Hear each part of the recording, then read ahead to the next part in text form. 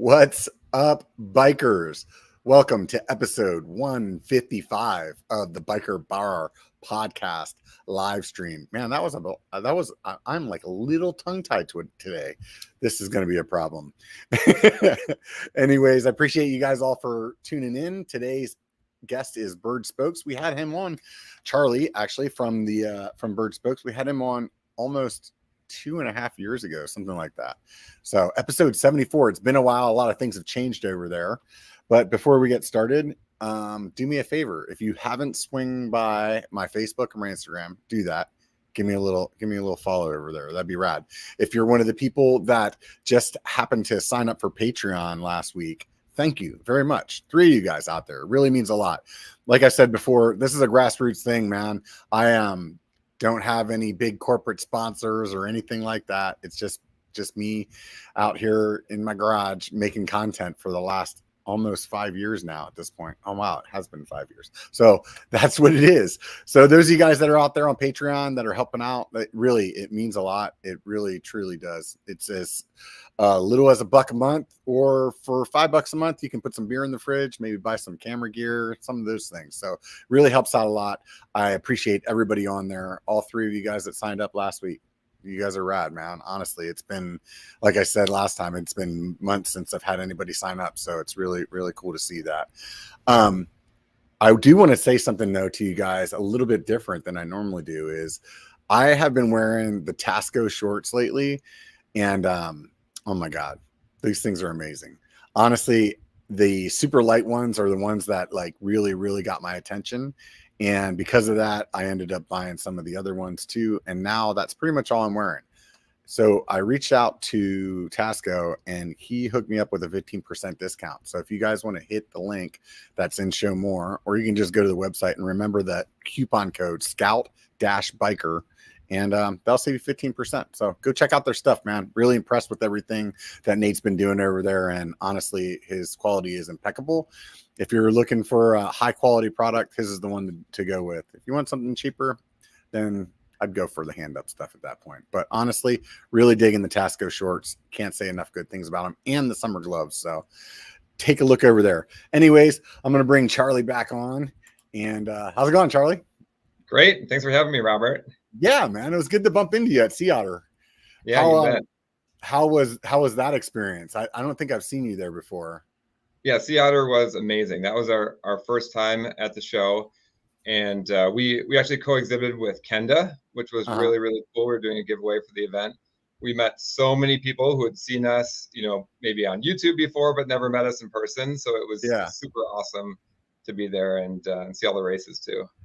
Yeah, this year's Sea Otter was freaking out of control too, man. It's like the first one that I've seen that was as big as it was before COVID. It was, if not even bigger, honestly. It was very hectic. I didn't stay for the weekend. I usually come for the weekdays, and man, I can only imagine the weekend was probably off the rails.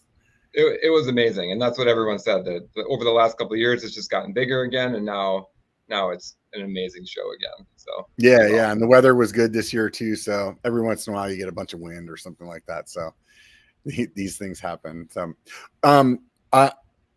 for some of the people that aren't familiar with Berd, can you give me the elevator pitch, what you guys are doing over there? Yeah, absolutely. Well, we make the world's lightest bicycle spokes. So we founded our company in 2015, and we invented a spoke made out of polymer.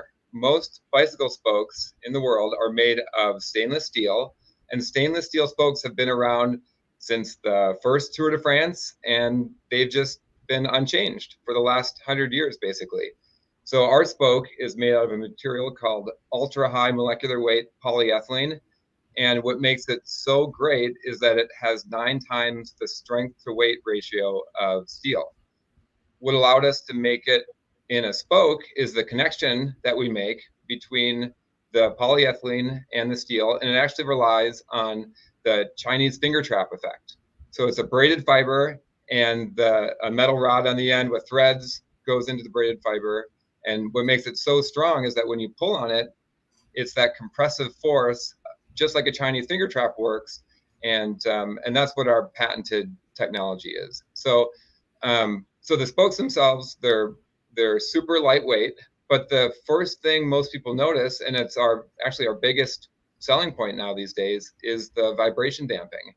The ride quality compared to steel spokes is just unbelievable. So the first time people ride our spokes say, oh my gosh, I can't believe how many vibrations the spokes damp compared to stainless steel. You know, as you go over rocky, rooty terrain, you get all of those bumps coming from the road and the trail up into your seat, your handlebars, and, you know, over long rides, you feel that in your head, your back, your Yeah, shoulders. definitely. And honestly, that's, you know, of course they're less than half the weight of steel, so you save a ton of weight on your wheels. But what people really notice is that vibration damping the first time people ride with our spokes, which is really cool, and is actually an unintended uh, consequence of producing the spokes. You know, when we first made the spokes, we didn't know that the vibration damping would be such an important thing, and that it translates to speed over rough terrain, gravel, pretty rocky trails, that sort of thing. Yeah, because they say if you're less fatigued, then you could actually be like stronger over time. Like I had read this road biking thing before where they did this test with the tire pressure at 100 psi and a tire pressure at 80, and even though the 100 psi like initially would like maybe be a little faster or something like that, over time, because the rider was getting fatigued from the 100, that they actually had better times on the 80s in the endurance. So I would imagine something as dramatic as what you're talking about with the spokes is probably even more than 20 psi in the tires. Yeah, you know, steel, what's interesting about steel is guitar strings are made out of steel. And the reason is because just intrinsically, it's really good at transmitting vibrations. That's what steel wires are really good at doing. And so it's just a natural property of the polymer that it doesn't transmit vibrations so well. And we've done experiments here to show the difference in vibration damping. But the real truth is that we get so much feedback from our customers that's what they really appreciate about the spokes. So what did you think? I mean, so that this is one of those things that like, it's like, oh wow, this happened by accident. What did you think the number one thing was that people would just be looking for? Oh, weight, for sure. That's, you know, that's why we originally made the spokes, is they're lightweight, but at the same time without sacrifice in terms of strength. So they actually have better fatigue life than normal steel spokes. So you're going to break fewer spokes. You're going to have to true your wheels less often compared to steel. So it's not riding super lightweight components at the expense of having to go to the bike shop every other ride, you know, to get your stuff fixed again. So that was absolutely what we thought the biggest selling point of our product would be, and of course it still is. You know, that's still a big part of it too. But the vibration damping is also super important. What made you choose that material? I mean, yeah, so the material is also known as Dyneema, and it's made of polyethylene, and it's amazing material because it doesn't require any coating. Well, first of all, you know, the strength to weight ratio is super good. It doesn't require a coating to prevent against UV damage or to prevent against solvent damage. This material is actually has been used in the sailing, the shipping industry, with, you know, huge ropes that can tow an oil tanker, and it doesn't require anything to be outside in the sun, to be in the salt water, to be, you know, exposed to solvents all day, and it doesn't degrade. So it's a really amazing material, but it's super slippery, and that's what makes the bonding of it so difficult. And that's why that connection I was telling you about, where we connect, you know, where it's connected to that stainless steel rod, is so important, because it's really hard to bond to it. But some other neat things about our spokes and our manufacturing process is we actually test every single spoke as part of the manufacturing process before the spoke goes out the door. So we've got special equipment that we've developed here at Berd to be able to produce the spokes.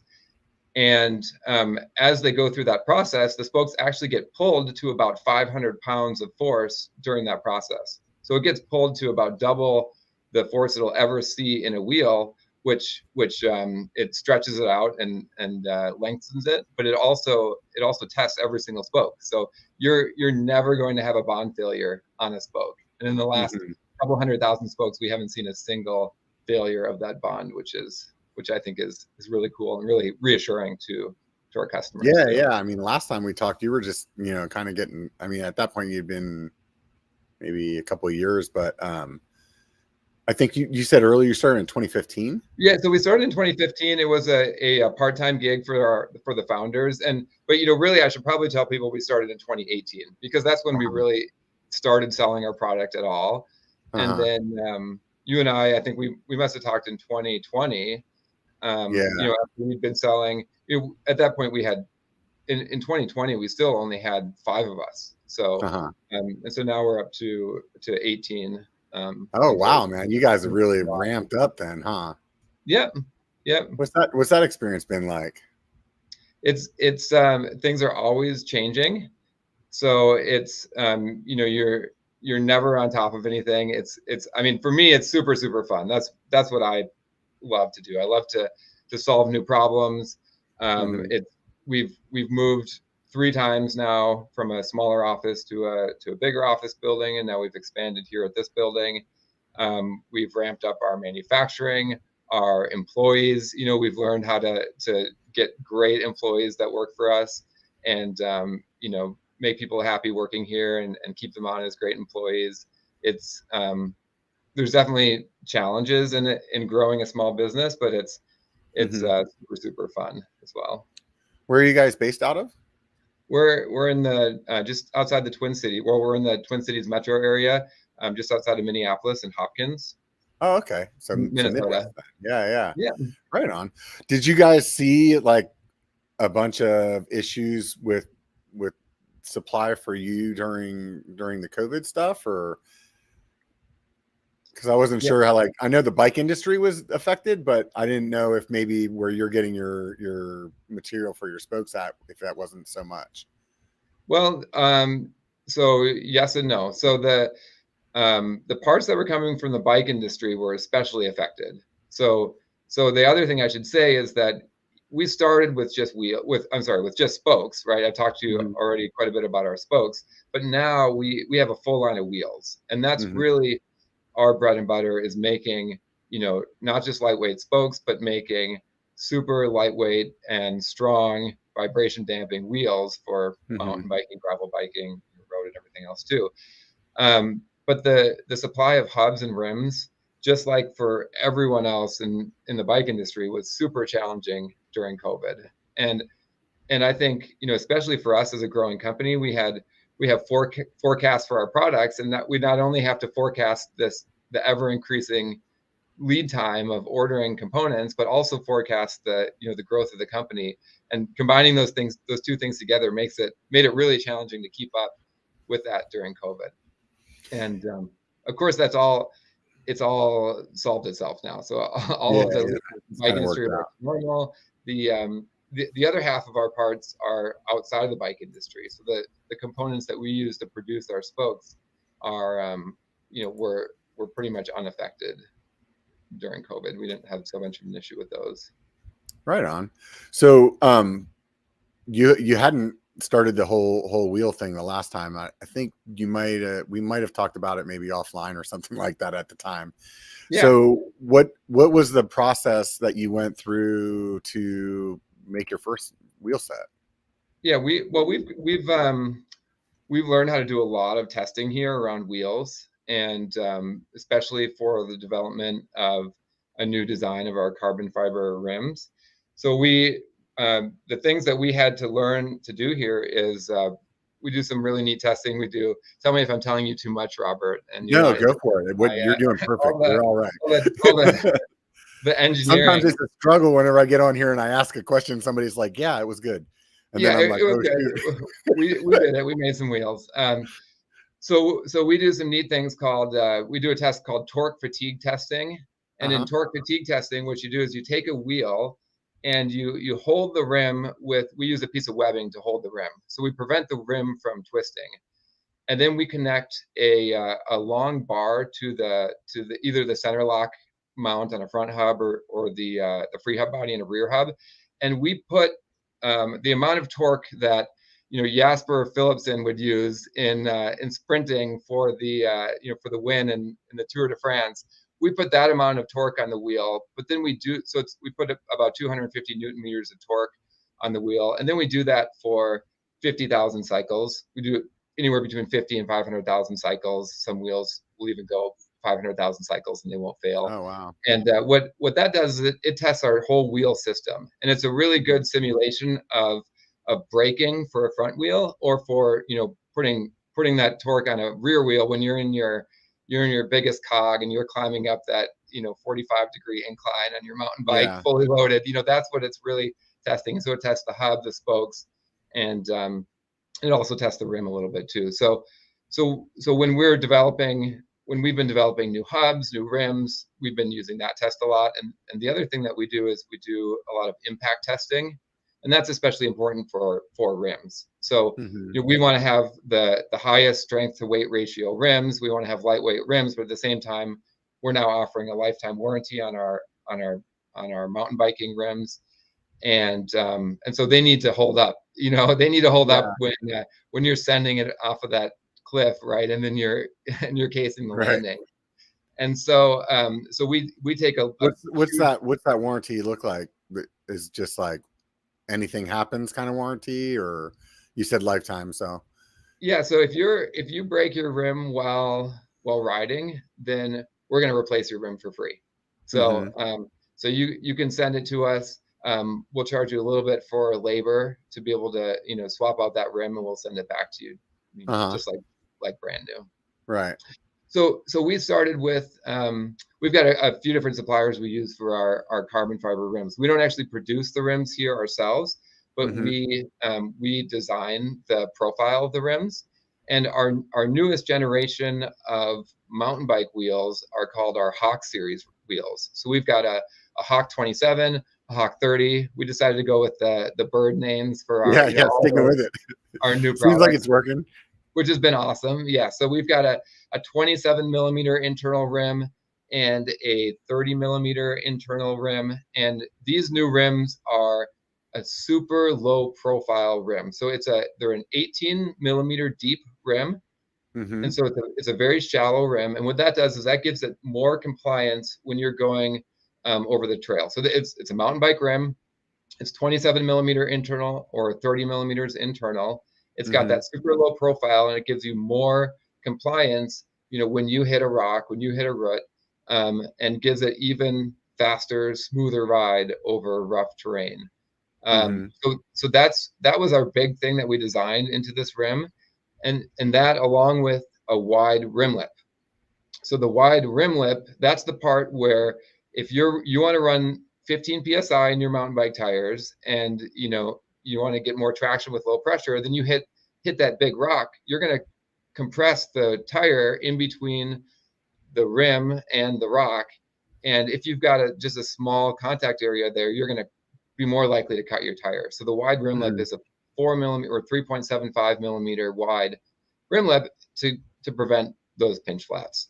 And then this rim, both of our Hawk rims are produced by We Are One. That's something you're starting to see a lot of different companies do as well. Like I know Envy, they have like a separate strip, but then I've seen a few other brands where they're starting to make it a little bit wider. And it's like one of those things where it's one of those things that when it happens, people are like, yeah, why weren't we doing this a long time ago? Like it just makes sense, a little bit wider contact point so it doesn't push through the tire so easily. Yeah, we asked our customers before we designed it to ask people if they think it's important. And, most people, of course, that was an Instagram poll, right? But most people told us that, that is something that's important to them and that they, they definitely appreciate. So the cool thing, though, about our newest rims is that they're produced by We Are One Composites in Canada. And We Are One is a super great manufacturer of carbon fiber components. They've got their mountain bikes now as well, in addition to the rims that they produce, for their own wheels. But they're such a great company to work with, and they're in North America, which is awesome, which means we're not shipping those rims overseas. It's definitely a more environmentally sustainable process of shipping, not to mention their production processes Mhm. that they do too. So it's a really great partnership. Yeah, yeah. I remember last time that we were talking, one of the struggles that you guys were having was, getting people trained on how to lace your wheels, because if I remember correctly, there was like some modifications that would have to be done to the hubs. Yeah. How has that changed over the last few years? Yeah, that's a great question. So that's the other piece that's been going into our wheels is some new hub technology too. So we are the great thing about our spokes is that they do work with almost all standard hubs. So standard J-bend hubs, standard straight pull hubs like a DT Swiss tangential straight pull hub. The downside of those hubs, though, with our spokes is that they do have to be prepared to be able to use with Berd spokes. And Mm-hmm. the sharp corners that are present on the hubs after machining, which typically aren't a problem with metal spokes, become an issue if they're not removed before lacing the spokes into the hub. So Mm-hmm. in the straight pull hubs, that process is actually, you don't have to do anything to the hubs. We actually have this little insert that goes inside the hub to prevent it from, where the head of the spoke sits on the insert, so you don't have to do anything to those. But J-bend hubs, that's what most people use, and it is a somewhat So was challenging. that little insert that you guys created, was that something that came up over time? Because I don't remember us talking about that before. Yeah, that was something that after testing and customer data, Uh-huh. we decided to develop that, to make it so that there is no possible way the head of that spoke is Right. going to get So damaged. regardless of whether or not they do a good job of cleaning it up or not, like this was your way to like ensure that it's going to work no matter what. Exactly. The process for building with tangential straight pull hubs is pretty foolproof. It's Uh-huh. it's What's the little definitely cup made out of? it's a stainless steel. We call it a donut. So Uh-huh. it's a very small donut, and not quite as delicious as a regular donut, but it's only it's just 4 millimeters wide. It's just with a tiny little hole in it, Uh-huh. and the head of our spoke gets threaded through that before it gets pulled into the as it gets pulled into the hub, it gets threaded through that, and then Uh-huh. it sits there permanently inside of the counter bore inside the hub hole. Yeah, yeah. So then you were saying something about the J bend is something a little different there? Yeah, so on J-bend hubs, you have to use we have what we call our builder's toolkit, and it Mm-hmm. comes with two tools that you have to use to remove the sharp corners. So it's something called a corner rounding end mill. It's a bit that kind of creates a radius around the hub holes. And then there's a polishing bit as well. So you first go Mm-hmm. to all the holes, both sides of both hub flanges on every single hole. You remove those sharp corners by creating that radius, and then you use this rubber polishing bit to then polish the holes afterwards. And Mm-hmm. that removes the sharp corners, ensures that you don't have are going to have any issues down the line. And that's definitely the part of the process that takes the most training. Takes some getting used to be good at doing that. Mm-hmm. But at the same time, we've got 300 bicycle shops in the United States who are building with our spokes, and so and consumers build with our spokes Mm-hmm. sometimes as well. So it's definitely something that you can do and is manageable, but it's Yeah. definitely a more time consuming process. So it doesn't sound like that process would affect if you wanted to go back to using metal spokes again. No, we get that question all the time, and the amount of material it removes is very, very small. It's removing essentially no material. God forbid if you ever wanted to go back to metal spokes, you could, right? Yeah. We don't get many of those customers who say, "I want to build a wheel set with you," and then later on decide that they're going to go back to metal spokes. Yeah, I was thinking in my mind, and I guess this probably wouldn't happen, but like if they were like, "Oh, I wanted to get a different set of hubs, I want to reuse the spokes," but I guess the spoke length is really, it would be unlikely that you would actually be able to buy another hub that have the same exact spoke length or something, but who knows. Anyways, that was kind of my thought process, was like, as if you were like going to sell the hub or switch something out, then it wouldn't be like, hey, this is the only way you can use this with Berd. Yeah, no, that's a good question though, because we get that question a lot Yeah. as well. So the really neat thing that we've done though for our stock wheel sets and now for selling to other customers is is what we call hook flange hubs. So I don't know if you've seen pictures of these or if we showed you at Otter, but the hook flange hubs were first developed in partnership with Onyx. So Onyx, which is a great hub manufacturer, they're here in Minnesota, just about 45 minutes north of us. And they make wonderful hubs. They made the first hook flange hubs for our spokes, and instead of having holes, the hubs have what looks like a boat anchor cleats. They've just got cleats on the hub flange, and the spokes hook right onto the cleats without needing to do any of the hub prep process, and without needing to pull the spokes through the hub holes and then secure them with the little rods that we normally would use to secure the spokes into the hub flange. So now you get rid of the entire preparation process, and the lacing process is so fast because you take two spokes, you loop them together, hook them on the hub, bring them to the rim, and you can lace the whole wheel in 15 minutes without an issue, and then you true it after that. So the hook flange hubs started with Onyx, with our limited edition made in Minnesota fat bike wheels, which we've done now for 3 seasons. That's a collaboration with Head Cycling Products in Roseville, Minnesota, with their big deal fat bike rims, or carbon fat bike rims, and then with Onyx in St. Cloud, Minnesota, and it's entirely made in Minnesota. Spokes, rims, hubs. I think the nipples come from overseas, so we say made in Minnesota. Let's say 99% made in Minnesota. Right. Let's just slide on that one.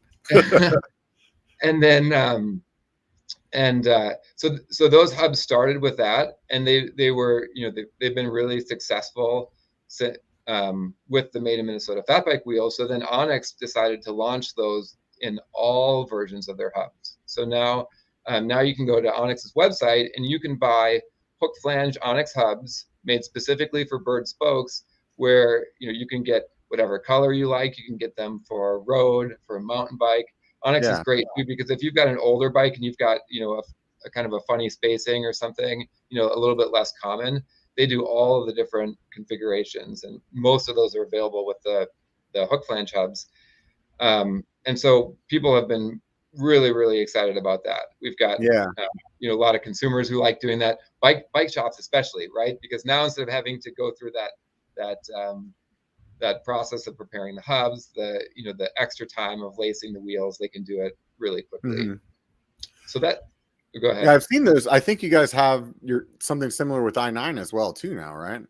So not with i9. So after we get off this call, if you wanted to send i9 an email and say, hey guys, anybody listening, send them an email. You know what? I would love to see you guys make hook flange hubs, and I would love to see Industry 9 make hook flange hubs. They've been Industry 9, I think, had a bit of growth during COVID, and they have really they've been busy. They've been really busy with filling orders and producing their hubs, and so taking on another project and making hook flange hubs for us just hasn't been a priority of theirs. But whoever's listening, if you want to all those i9 fans, if you want to tell them how much you'd love to see hook flange hubs with Berd Spokes, then So are you using the Vesper hub on your wheel builds, or do you have your own proprietary hub? Yeah, so now we've got another option. So our other option is our Berd Talon hubs. So we just came out with these hubs earlier this year, and it's a hub that we're producing. These hubs are produced overseas. And they are a super, super nice, durable hub with the star ratchet mechanism. So it's the 2-piece ratchet mechanism, just like like DT Swiss hubs, and we have them in both 36 tooth and a 54 tooth ratchet. And these hubs now we're using for a lot of our stock wheel set builds. And the biggest benefit of these is really that it does give our customers the option of the tried and true technology of the ratchet, which is you still see it over and over again, and it also allows us to sell those wheels for a little bit less than the Industry 9 or the Onyx wheels. Yeah, I would imagine, and I mean, correct me if I'm wrong. I know that the price of your spokes was one of the things that initially is kind of like a tough pill for people to swallow. I think it's like, is it 800 for a set, something like that? Yeah, if you're doing wheel rebuilding, so say you send us your wheels, you want us to replace your spokes with Berd spokes, it's about $600 to $800 depending on Right. how many spokes you have. Yeah, for So what I something was like thinking, what I was thinking was, if you're doing your own hub and you're doing your own hoop, you can kind of like maybe work some of that savings of you doing your own stuff into the cost, so then it doesn't make the spokes feel so expensive. Is that accurate? Or yeah, for sure. And we've definitely tried to do that, and we get good feedback on the value of our wheels a lot. Compared to the other wheel brands that you have out there selling high-end mountain bike wheels, road wheels, gravel wheels, the price of our wheels is in line or less than those. But at the same time, you're getting Berd spokes, you're getting a lighter wheel set. And so, some of the big reviews that we've had come out say, the spokes are expensive, but the wheel sets are a great deal. And so we've yeah, really tried to do our best to make the cost of the wheels reasonable, and make sure our customers really appreciate the value that they get in them. yeah, definitely. Um, Shoot, I just lost my train of thought. There goes that one. So whenever you had started with the wheel set, were you thinking that like mountain bikes was going to be your main audience, or did you start with road, or which direction did you guys start out? Well, with everything we've done it to match what our customers are asking for. And Hmm. so early on we got a lot of requests for mountain bike wheels, and so that mountain biking has definitely taken off as our biggest segment because of that. Hmm. With gravel being the second biggest, and gravel has been growing a lot. um, and so that's how we got started with it. Any of our rims, our wheels that we've developed, the hubs that we've used have all come from the feedback from our customers. When we get somebody that calls and says, hey, I would love to see you guys offer this, we take that into account, and then develop those products Yeah. accordingly. So when you started with your spokes, were you just like, hey, I'm making spokes for any kind of biking, or did you start with one kind of like discipline first? No, we started with everything. I mean, we did road and fat bike wheels early Okay. on. Yeah, um yeah. Actually, being from Minnesota, I get this false sense of the size of the fat biking community. I think it's kind of funny Yeah. because fat biking in Minnesota is so popular, Right. in the winter especially, right? And Yeah. there's a lot of great trails around here to ride.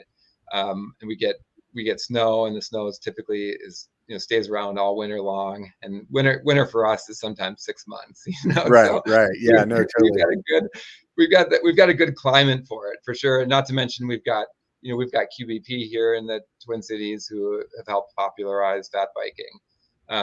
But then I went to Eurobike, and I realized that this is like the fat biking mecca of the entire world. And I'm sure somebody in the comments will probably correct me and say, tell me I'm wrong, but but I didn't realize that until I got out, a little bit out of the office, to find out that the Midwest is definitely a hot spot for fat biking, and it's not quite as popular elsewhere. Yeah, I mean, out here where I live, there's some friends that I have that live in Tahoe where it snows in the winter, and they do it. But honestly, like, I can ride pretty much regular trails all year. So the worst thing that we have out here is like fires and rain, and it's like, and it doesn't rain very often. The fires, I'd probably say, put more of a damper on my riding than anything, like weather wise. Yeah. So yeah, it's interesting though. It's funny when you think about those things, like geographically, there's definitely a lot of different things going on all over. So I didn't really think about the Midwest though being the spot though. That's interesting. Yeah. Were you a person that's into fat biking before you started Berd? No, I've never been much of a fat biker myself. I was a roadie in college. I started road bike riding and racing, and I did it Uh-huh. through grad school at the Penn State collegiate cycling team. And then since then, though, I've gotten much more into mountain biking, and so Yeah.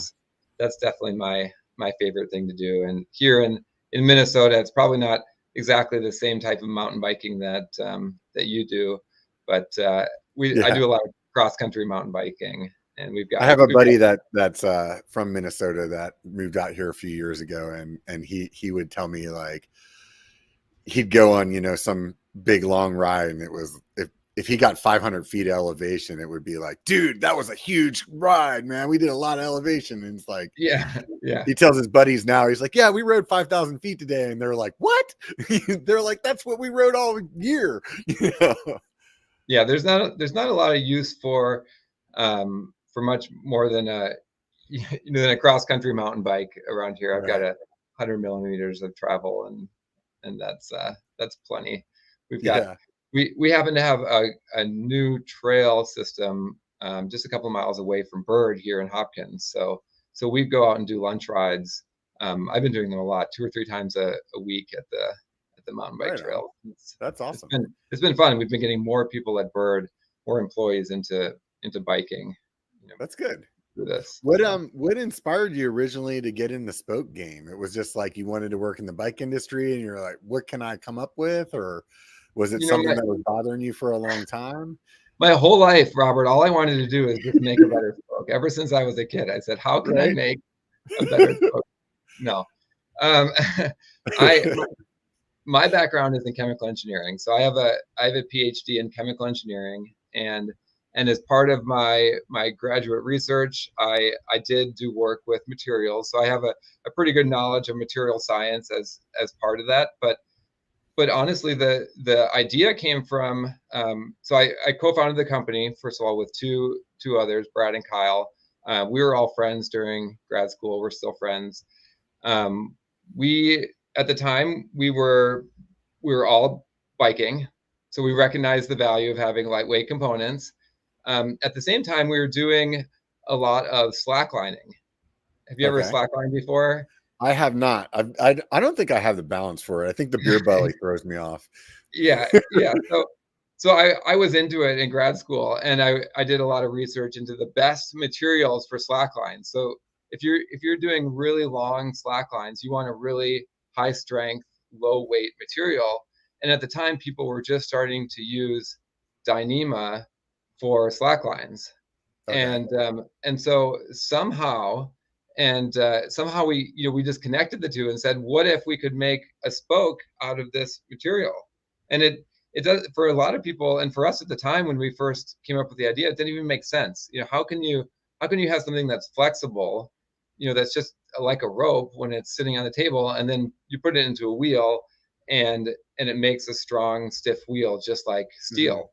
But it turns out that spokes don't need any compressive strength. All they need is to be strong in tension. Yeah. And once you put Full it strength. Right. exactly, once you put it in tension, a spoke that's flexible when it's sitting on the table acts just the same as a spoke that is stiff because they're always in tension. They never go out of tension. Yeah. So Huh. That's interesting. So then next thing you know, what was the process from the idea to actually getting to the point? Because obviously you had to come up with the way to bond it to the little nipple, right? So yeah, you guys were like, now this is a great idea, but how do we solve this problem? yeah. We actually had a lot of ideas at that time during graduate school. We really Brad and Kyle and I really wanted to be able to start a company, and we didn't know what we were going to do, so we would come up with a lot of ideas. And what's kind of funny is at the same time we came up with the spoke idea, our other idea at the time, and by the way, anyone who's listening who wants to take this can, we didn't patent it. The other idea we had at the time was to inject peanut butter into the middle of bananas so that when you open them up and you take a bite into it, it's already got peanut butter inside. I mean, How I delicious feel is like that's pretty damn ingenious. that? Now I'm So wondering why you guys got into the spoke game. yeah, exactly, right. And so what we did at the time is we worked on making prototypes for both of them side by side. So we made a prototype for a peanut butter filled banana, and we made a prototype for the spoke. So the banana, we got a needle, a hollow steel needle, and we Uh-huh. curved the needle at just the right curvature to try to match most bananas curves. Of course, all bananas have a different curvature, so it's hard to match every single one, right? But we made the injector, and then with a syringe, yeah, and you also have to have the right consistency of peanut butter, right? You've got to Right? figure Oh my that out. God.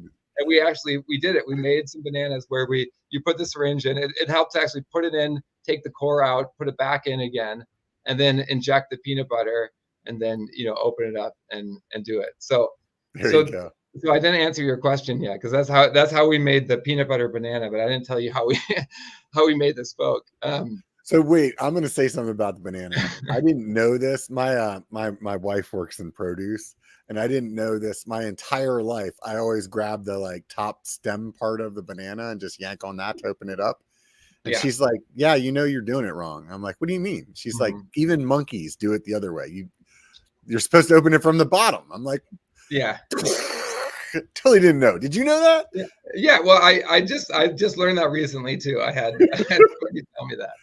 Yeah. Yeah, blew my mind. Anyways, so how was the banana? Was it was like, this is really good, but I feel like this is too much work with all the different bends. That's why you decided to do the Yeah, spokes? yeah. The banana was delicious, but there's I've heard that the grocery industry is a really hard industry to get into, and it's low margins, and Yeah, there was still a lot of unanswered questions, Robert. We didn't do yeah, any market analysis. We didn't know how what the expiration of these things would be. Whether or not right, you inject a banana and you've got 1 minute to eat it, or if right. if it can sit on Or the you shelf just sell the tool. You just sell for the a few tool, and then everybody does it like the apple days. core Yeah, remover. yeah. So I fully expect to see those come out now that I've given that idea to everybody who's listening and might ever Yeah, listen to this I would podcast. hope so. Yeah. So So back to the spokes. yeah, so that was the banana, but the spoke. What we did is we had to work with some suppliers to help get the material that we needed to make the spokes, and we definitely went through some variations of trying to get the right material for the spoke, and then we just started trying things. And so at first we tried just essentially tying a knot or putting a loop, like an eye splice, like you would if you were using Yeah. the rope for rigging a sailing boat or something like that. Yeah, I mean, that was the first thing that came to my mind, is like tie a knot and then just make the flange, like the little hub, like little spoke nipple a little bigger, and fit the knot in there, and it doesn't fit through, and you're good to go, right? Yeah. So we tried putting loops on both sides. So we had one loop connect to the hub, and then on the other end we just took a really really short J bend spoke, and it had a hook on it, and we hooked the spoke onto the end of that, and that was our first prototype, and I still Mhm. have a video of that where we made that in my apartment. Kyle and I made a wheel like that, and we drove it around the parking lot, and I've got about a 15-second video of me riding it, and then the video cuts out, and because 1 second after that, one spoke broke, and then three spokes broke, and the whole wheel Yeah, the whole just wheel fell fell apart. apart.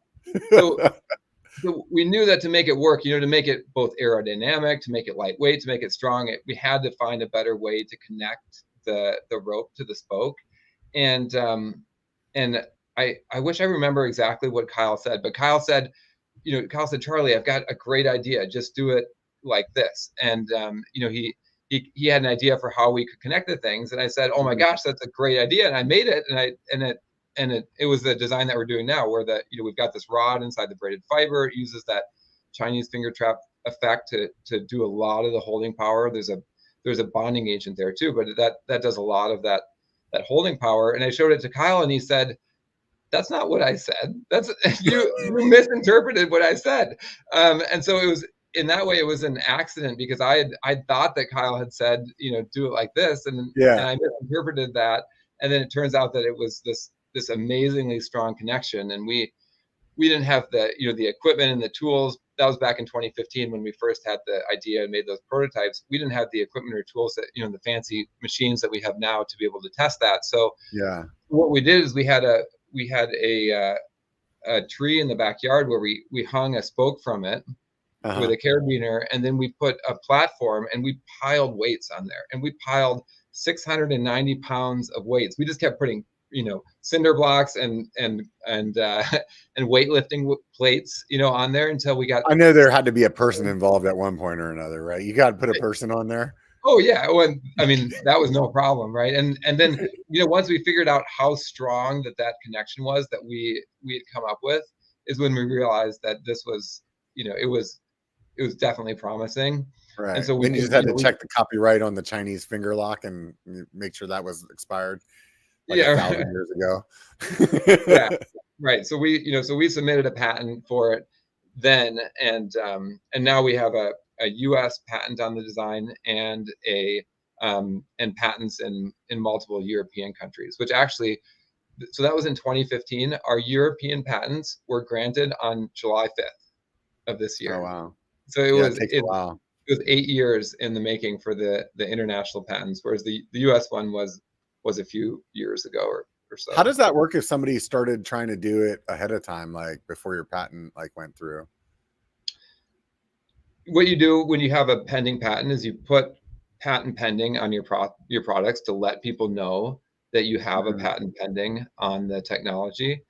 And then there are ways where if somebody starts using something before your patent gets granted, you can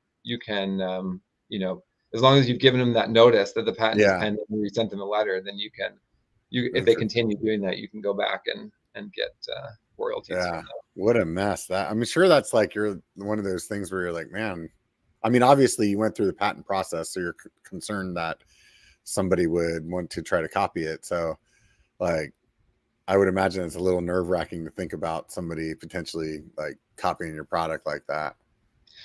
Yeah, the other really neat thing about our product, and I already told you a little bit about it, is the manufacturing process of our product. And so our spokes are not something that you can call your local metal stamper, or you can you can bring to an injection molder, or some normal manufacturing process and just have somebody make. They are super, super challenging to bake, and especially not both reliably and at the specified lengths that you want to produce them at. So I don't remember if I told you this last time, but we actually got a grant from the National Science Foundation. We got 2 grants from them through this program called the Small Business Innovation Research Program. That's right. Where we were given funding to develop a new manufacturing process to create our spokes, and it turns out it can also be used for some other products too.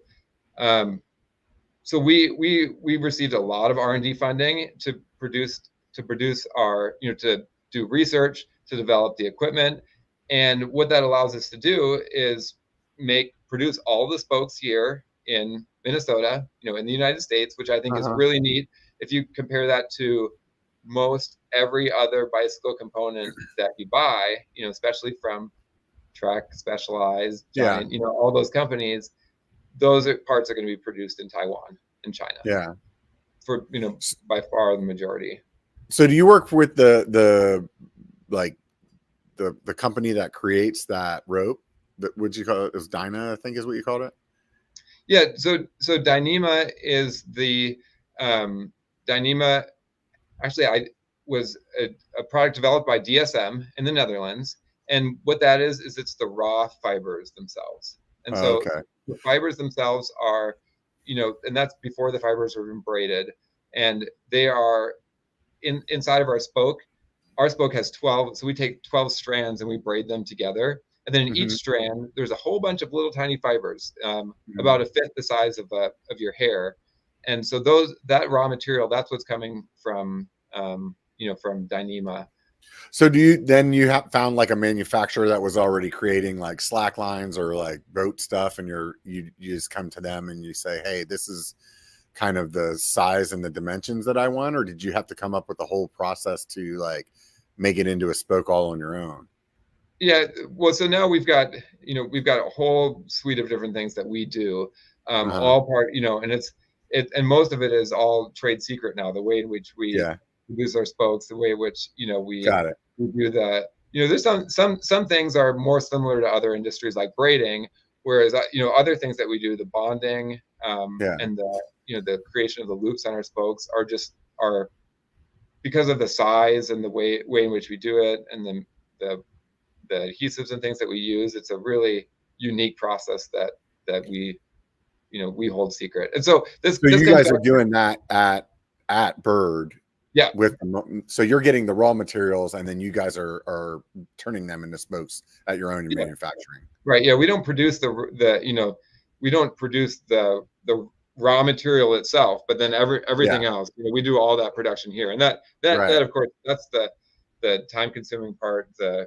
big cost of our spoke is the labor component, but I Right. do think it's really cool that when people are buying our spokes from us, they are that money is going to those 18 employees who work Yeah. here in Minnesota, and creating jobs here in the United States, which I think is really cool.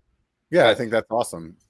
your original comment was, can other people just what does our patent do to stop other people from making our spokes? And that was a really long answer to tell you that the manufacturing of the spokes is super critical and super Mhm. difficult. And we've got really great ways to produce those spokes, which also those trade secrets that we have as part of our Yeah. manufacturing process,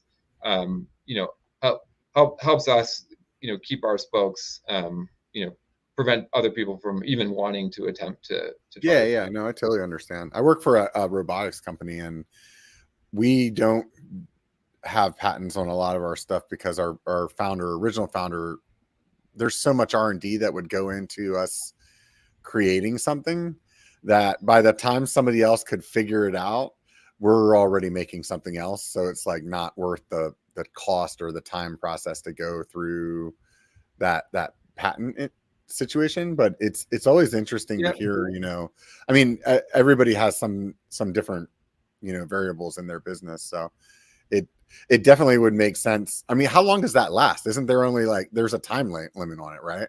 on the patent. Yeah. Yeah, yeah. Great question. I feel like I should know the answer to that question. Yeah. It's about 20 years. Yeah. Yeah, And I think different industries have different time limits as well. It's like, let's just say music has, it can not be copywritten for so long, or, this product, whatever, is this amount of time. So I'm pretty sure they're different for different things as well. yeah. And then we have the patent, and we also have we have a couple other pending patents as well for some new technologies of ours. And then we have like most companies, we have copyrights on some of our brand Hmm. terms like Yeah. bird, right? So Yeah. Yeah. and just use the name bird, and which would confuse customers who are trying to buy our product. Yeah. And then friggin' SRAM swooped in and stole Eagle from you guys before you could get it, huh? I know, right? Yeah. You know what? It is honestly, it's really challenging to use bird names in the bike industry because, um, as we've been developing our new products, we do want to use bird names for them, and so we talk to some of our customers or employees and get some feedback on the names we have. But then you Google any bird name and the word bike, and it'll come up with something. And so Oh yeah. it's whether or not it's relevant enough, and whether or not someone is going to be genuinely confused if the product is similar enough where they, if they search for eagle, and instead of and they're looking for SRAM, and then they find our wheels, then SRAM might not be so happy about that. And Yeah. Might work their out for you legal guys team, though. yeah, their legal team could be bigger than ours as well. Yeah, probably. That wouldn't surprise me. Right, right. Just bury you in litigation until you're over it. Right. So I would imagine that when your stuff first came out with the dampening, that like the hardtail kind of market was probably like super interested, huh? Yeah, for sure. I mean, people who are riding hardtails say, putting Berd Spokes on my bike is like is like converting my hardtail into a full suspension in terms of, the feeling and the fatigue that you get over a long ride. Because to be clear, the spokes don't provide suspension, right? If you go over a speed bump, you're still going over the speed bump, Right. even with the spokes. But what they do is that after you go over that speed bump, and you hit that bump, your bike is vibrating. And what they do is they cut down on those vibrations. So you get the same sort of effect in terms of the smoothness and the vibration that you get, with a hardtail with Berd Spokes, as you would get with a full suspension bike. Right. And that's the feedback we get sometimes from our customers. Yeah, it'd be real. That's very interesting to me. I mean, one of the reasons that I built my last hardtail with the 27.5 Plus was just for that little bit of extra suspension. So being able to not have to ride that big wheel and maybe get the same kind of benefit out of it would be, that'd be a big plus to me. I would imagine. Then also, you said that gravel is one of your bigger markets. That would make a lot of sense to me, because it's really like, I mean, that's the reason people are buying like titanium and stuff like that. It's just to get a little bit more dampening, but still have strength. And kind of seems like you're falling right into that sweet spot there. Yeah, and you see the new companies, you see Trek's new gravel bikes with the suspension built into the connection between the seat post and the frame, and so other companies are trying to do the same type of thing in other ways with the bikes. So it's definitely something that people are asking for. And go ahead. There's a considerable amount of weight difference as well, right? So I don't know if that, because of the weight being in the spokes, does that affect the rotational weight much, or you would probably be better suited to answer that than me over here just making guesses. Yeah, no, you're definitely right. So weight in your wheels can be thought of as almost doubly important as weight on your frame, because not only do you have to get that weight going, so you have to get it going with your translational inertia, so just moving, you've got to get it moving in a straight line, but on the wheels you also have to get it rotating. So there's two components of the inertia and getting your bike going when you have that weight on the wheels. So wheel weight is, I think there's no doubt that wheel weight is more important than weight on your frame. And especially if you're reducing your wheel weight without compromise in terms of strength or durability, or and also getting the vibration damping, that's the value proposition of our product. Well, then I think you hit it again with the hubs then, because even that little bit, I mean, you guys are removing more material out of the hub than a standard like spoke hole would be. Yeah, to be fair, the hubs are of similar weight, right? Yeah. And I think you're right. If you compared the Onyx hubs to the Onyx hook flange hubs, they would be a little bit lighter. Onyx hubs, are a little bit on the heavier end, but our Talon hubs are definitely lighter than those. What's your process of trying to get other hub companies to like get on board? Hub companies typically, I mean, what I found is that they like to take feedback from many of their customers. And so, again, I'm going to go back to it, Robert. This is why you need to ask Industry 9 to see if they'd be willing to do it as well. But no, Onyx, the great thing is Onyx works with a lot of other companies too. They work, they have a good relationship with Millbull, who makes nice wheels in Canada. And so we've been asking them if they'd be willing to make the hook flange hubs, and Millbull was asking them, and they saw the demand from their customers as well. And so then they made the decision that it was worth it for them. And I think, I actually have my first set of Onyx wheels sitting in a box right next to me. I'm getting ready to put them on a new build, and I've never ridden them before, so I'm not sure what to think yet. So I'm excited to try them out. Yeah, you'll love them. Onyx makes wonderful hubs. The silent and the instantaneous engagement of the free hub mechanism is awesome. Yeah, somebody told me that the way that it feels when it engages feels a little different. Yep. Like it takes like a little bit to get used to. And so I think once they said that, I'm like, oh my God, I don't know. Like people, we don't like change, right? Yeah, it's different, and it's instantaneous, and then there's just a little bit of less stiffness in the engagement where it kind of I don't I don't think squishy is the right word because I think Yeah. that makes it sound bad, right? But Yeah. it's it's instantaneous and smooth versus the clunkiness. You're not going to be, how you kind of wind your feet back and you push them forward and you get that clunk clunk clunk, Yeah. of the normal free hub mechanism. You're not going to feel that. You're going to feel a soft hit when you Yeah. hit your pedals like that. Yeah. It'll be definitely interesting to try out. I always explain those hubs similar to how you were talking about your flanges, because that their mechanism is similar. It's like the Chinese finger kind of thing too, right?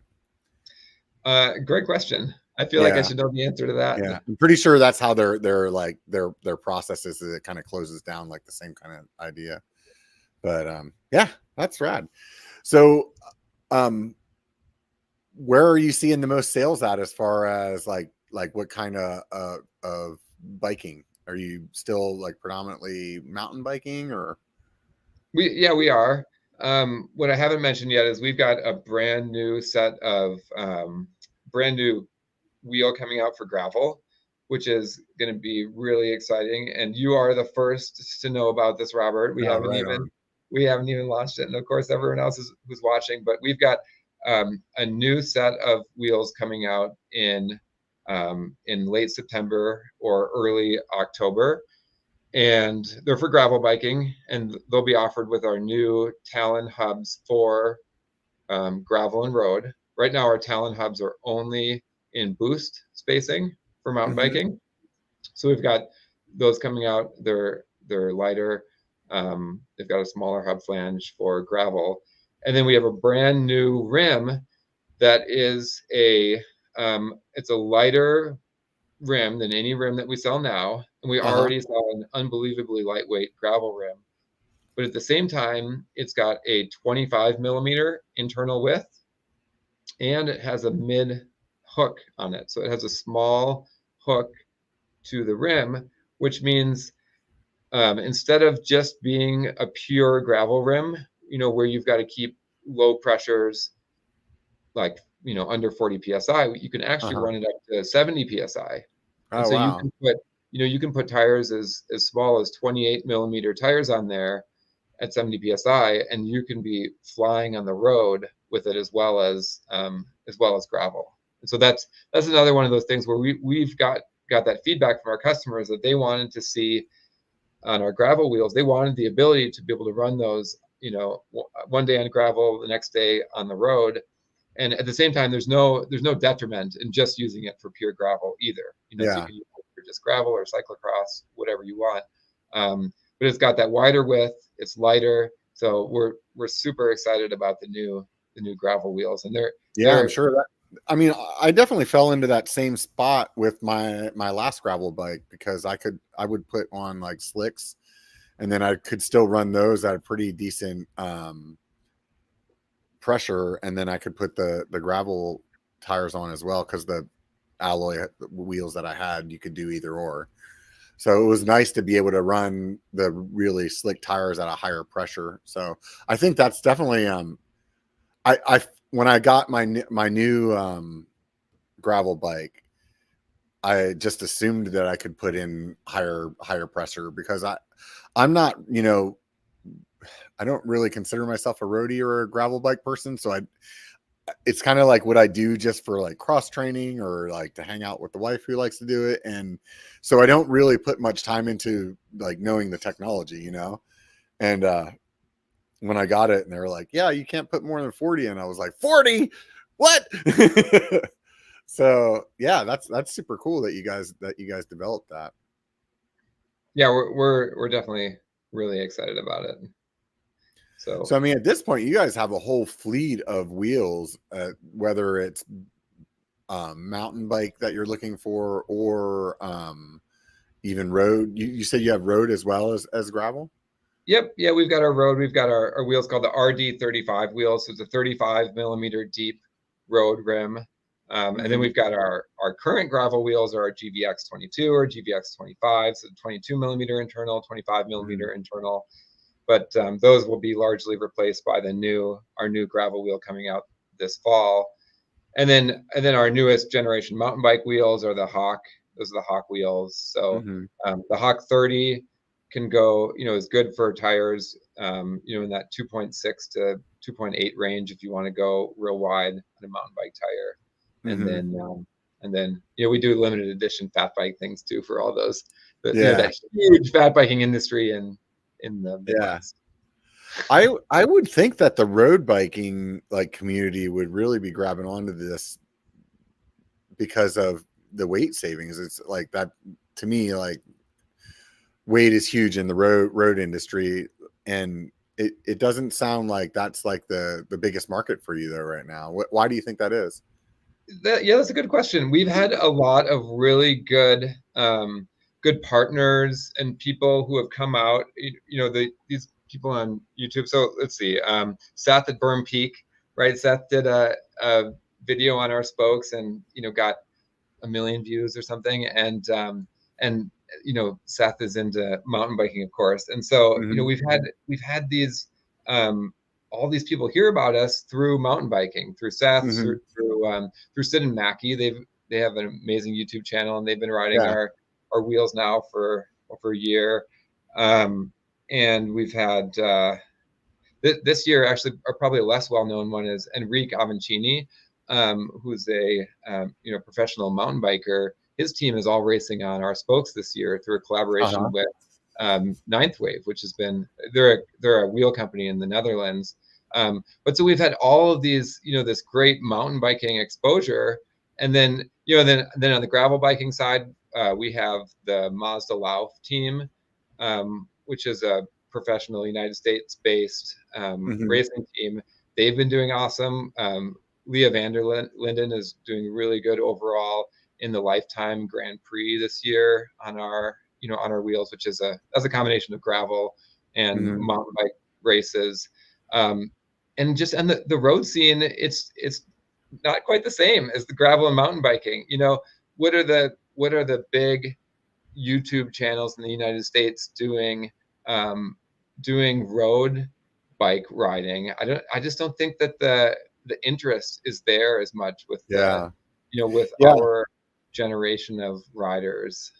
Yeah, I don't know I don't look for road biking videos, but I would imagine that it's less like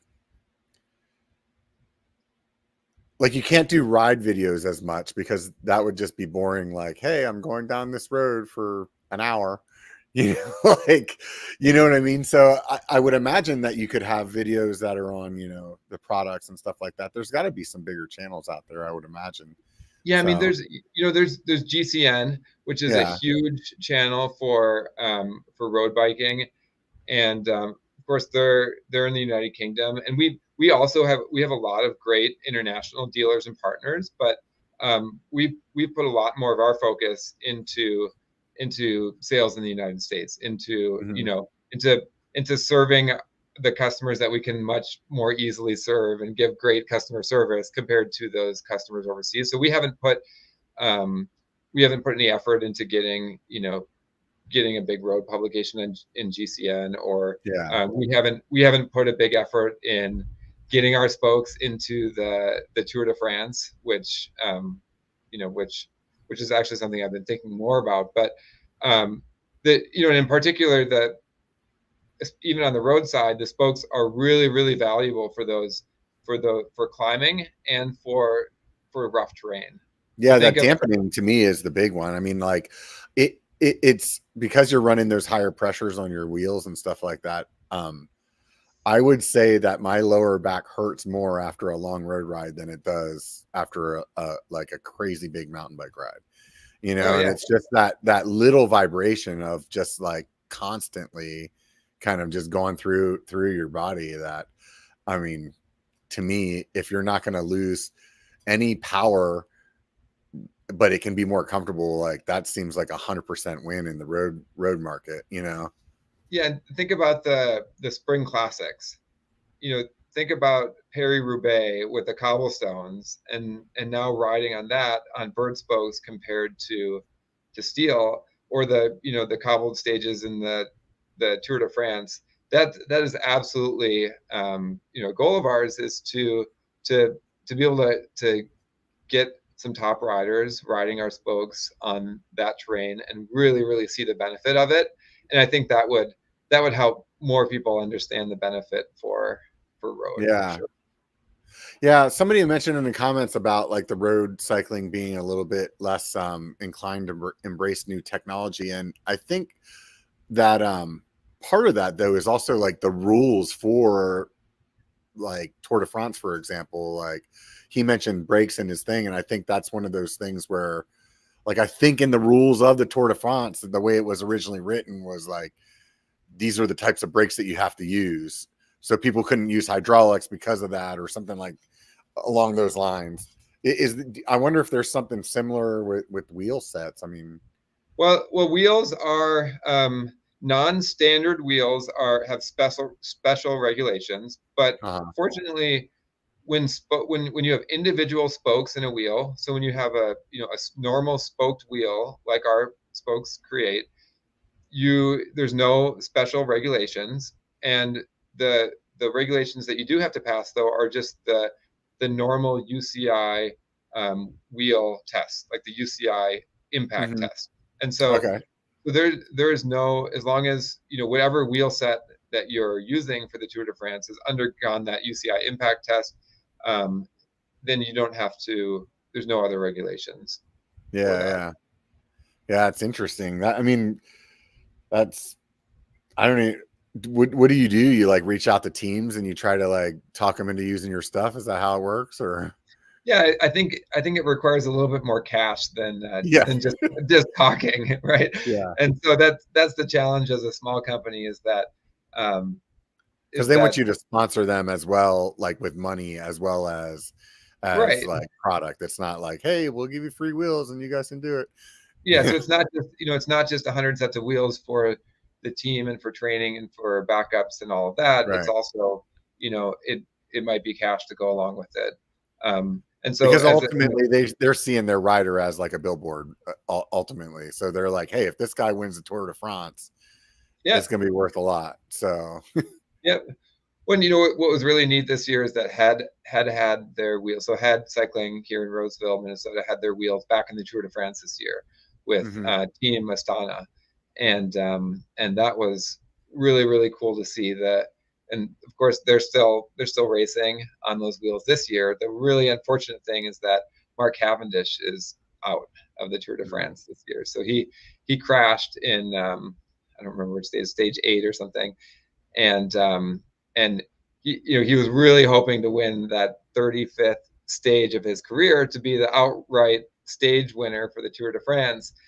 And he did get second place, but Oh he's not no. going to be able to do that this year. So I for the sake of Head and for Cavendish, I was really hoping that he'd win a race on their wheels, Yeah.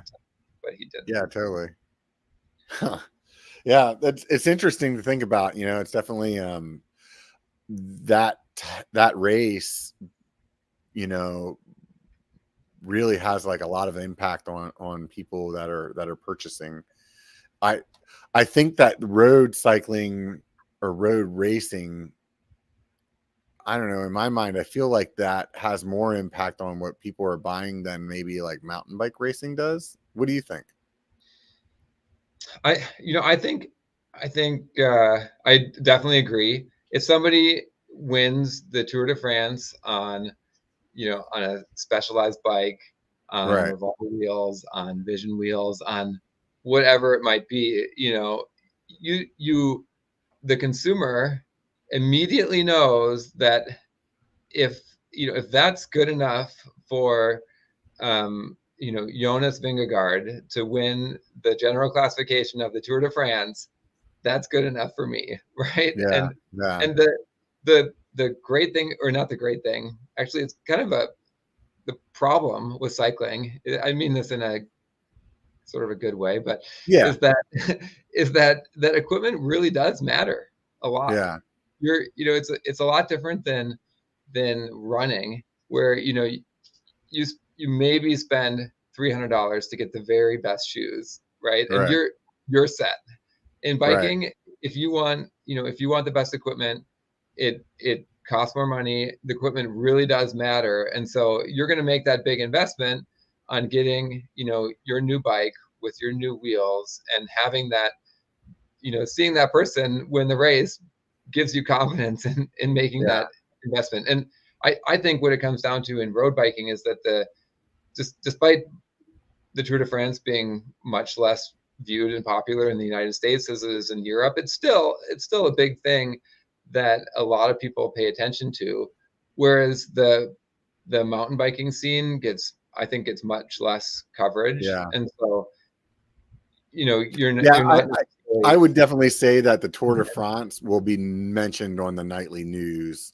You know what I mean? Whereas like the World Cup, downhill racing, or like you're not going to hear anything about it. They don't even like mention that it's like coming into town, or you know what I mean? It's like, yeah, who gives a shit? The local news has no idea that Unbound Gravel just happened, or Right. or the or the UCI mountain bike races. It just doesn't get the coverage that the Tour de France gets. Yeah. So you said that you're using several different ways or manufacturers for your hoops. Is that just because of like the way the partnerships happened, or was it like you wanted to have a little more control with something, or what was the reason with that? Well, our all of our rims started being produced overseas, like most all rims, right? Are produced in Taiwan, and some are produced in China for a lot of the big manufacturers. And we have, and so that's where all of our rims are produced. They're all great rims. And we discovered BE1KER Composites, and we thought that they could be a great partner for us because they make such great mountain bike rims in particular. Yeah. They make such great rims, and they're in North America, which makes the supply easier. With it's less of an environmental cost, as I already mentioned. Yeah, they're creating everything there. They're not importing it.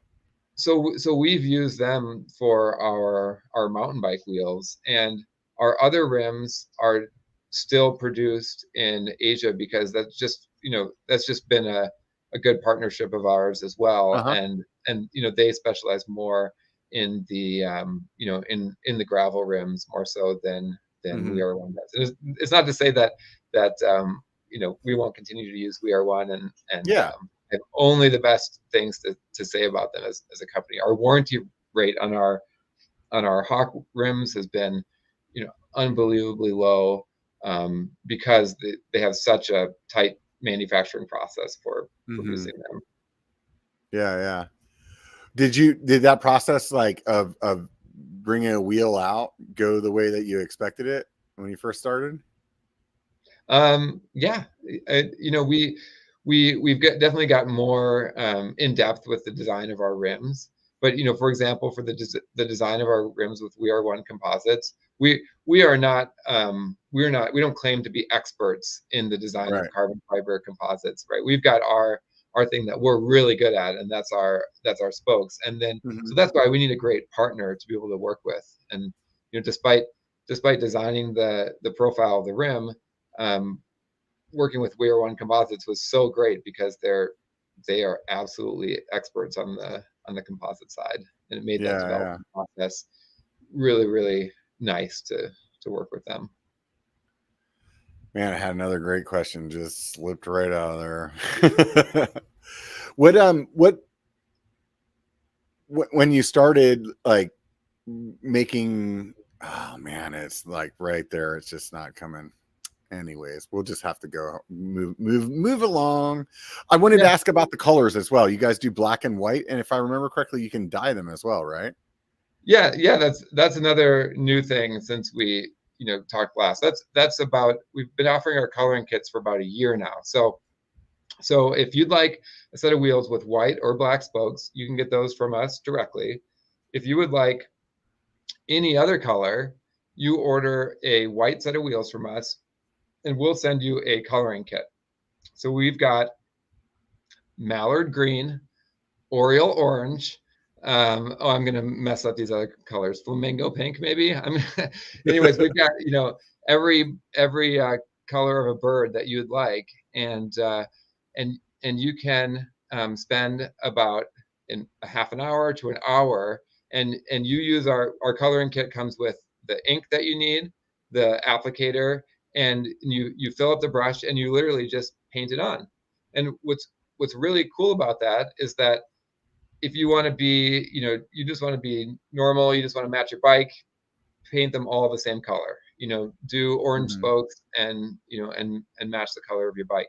Or if you want to get a little bit more creative, you can do every other spoke. You can just do the 2 spokes by the valve stem. It's pretty neat seeing some of the designs that people come up with to totally personalize their wheels. And even doing a rainbow effect or a fade from one color to the other, or some of the I've seen some like that. I thought it was pretty cool. Yeah. So with that dye, like, can you always go to black no matter what color you do? Like say I did blue, right? And then the next bike I build, I'm like, oh, that doesn't work. Could I paint the black over top of it? You can. Yeah, that is the one conversion that you can do. If you start with white spokes and you don't like that, you want to go to black, or you have another color, especially with the lighter colors. I don't want to give you an absolute guarantee and say that if you start with blue and you go to black, you're not still going to see, that you might not still see some of that blue in there. But more or less, if you do a couple of coats of black, you can cover up another color. The colors are really hard to remove. So if you go blue and then you say, no, I want to go back to white, there's not an option for that. There's not. The option is buy some more. Yeah, maybe sell that set on Craigslist and we'll get you another set. I remembered the question from earlier. So now that you have your own wheel sets, did you see like that really affect your sales? Whereas before people were like, oh, I got to buy just these spokes and there's this different process. Like, is the adoption rate a lot higher now that you just see like that you have it packaged all ready together? Yeah, absolutely. Because most people don't build wheels in their basement. Right. Most people don't do podcasts in their garage, right? Right. They don't have the tools and experience to be able to do that. And so having our wheels ready to go, ready to ship, so that you break your wheels and you're going to do the Tour Divide next week and you need a new set of wheels, give us a call, right? And we can ship those to you right away. The other part of it is that we started off predominantly direct to consumer, like most small companies, right? You've got to get started, get your product in the hands of those who you're able to. And so we predominantly just shipped to consumers, but now the majority of our business is through our bicycle shops, right? Through our partners all over the country. We're able to stock our wheels, and bicycle shops, compared to me or you, are probably much more equipped to building wheels than I would be at my house. But the problem is that they're busy, and doing something custom is always going to be more work. And so with wheels, we can you can have your wheels on the shelf. Somebody walks in, they need a new set of wheels for their mountain bike, for their gravel bike. They can get up and running right away. So that's the thing about wheels, is that wheels are what you can put on your bike and get rolling, versus having to go through the process of yeah, totally. Do you, with your wheel sets, do you have just like using rim tape, or do you guys have like an insert that goes in there or anything like that? Or we do rim tape. Yeah. All of the wheels that we sell are tubeless compatible, and so we use good rim tape, just like the very similar to the whiskey rim tape that you'd see on that QBP sells. And we've got people who definitely use CushCore inserts and other inserts inside their wheels. That's also an option with our wheels, but most people are just. Yeah, I think what I was talking about, like the inserts thing, is that actually, that's key as well. I mean, I know that there were some wheel manufacturers that had some failures, and they were at one point kind of saying that it was the insert's fault, but I don't know if that was accurate or not. But like Envy, for example, on their M7 wheels, they don't use a rim, like a tape. They use actually like a rim strip. And so I was just curious if you were considering something like that, or just tape seems easy enough and go with that. Yeah, well, I know that the rim strip that Envy offers on their 7 series wheels, and those wheels are those are enduro, those are downhill wheels. I think that adds a lot of added protection to the rim. Yeah, because it's not just a thin, super thin piece of plastic. It's enough material to be able to soften the blow of hitting a rock. And yeah. It makes it kind of hard to put your tires on, though, especially if you're using inserts on top of it. So. Oh yeah, but I've never used them personally, but yeah. I mean, I have those wheels. I mean, I really enjoy them, but I will say that, if you're a person that already doesn't like putting CushCore in your tires, it makes it harder. So, but I do like running CushCore in my wheels just because I like that added sidewall stiffness. But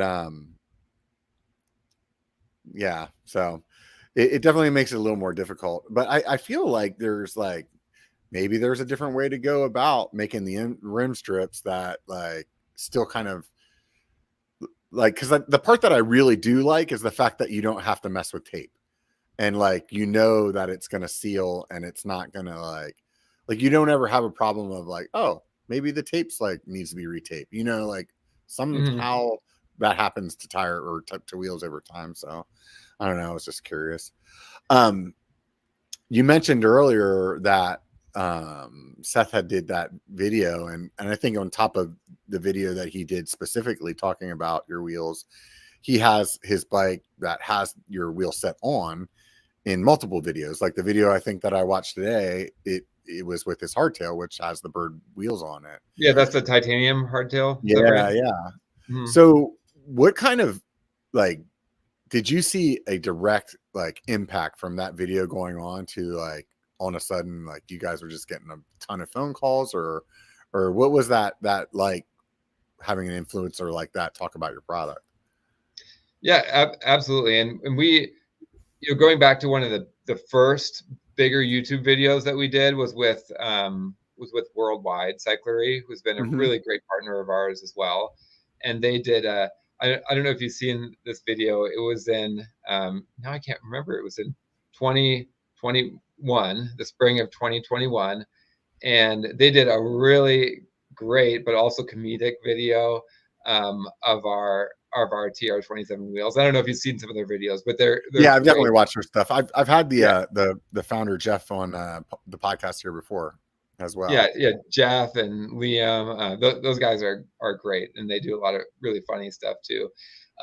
But that was really huge for us because we were still pretty small at the time, and we definitely saw an uptick of, so many people just learned about us and they're calling us for the first time. And then and we've absolutely continued to see that with like with the videos from Seth. When we go to shows, we do about 10 to 12 events throughout the year, and or Sea Otter from April. That's a great example, and I was at that one. I go to a couple of the events each year. We get a lot of people who come up and say, we say, hey, where'd you hear of us from? And they said, Seth. I saw you on Seth's Bike Hacks, especially the younger generation. Seth is just so well known. He delivers such great content, and he's not afraid to share his honest opinion on things too. And so that, when he really sees something that he likes, people take, they really listen to it and take a lot of value out of that. So I get so many people who come up at events and say, hey, I saw you on Seth's Bike Hacks, but I've never seen you in person. So it's so great to see you. And we've gotten a lot of that since Seth has done his videos.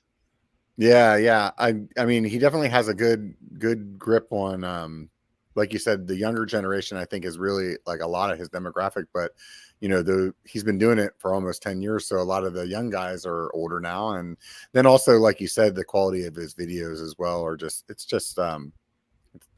he's got a great audience, so I've heard of like him doing videos, and it just like, that company's website couldn't handle the traffic, or it's just like his reach is so wide. So, and you probably got at least 1 million people watching this tonight, right? Oh yeah, at least 1 million. I think there's something wrong with the number counter, but yeah.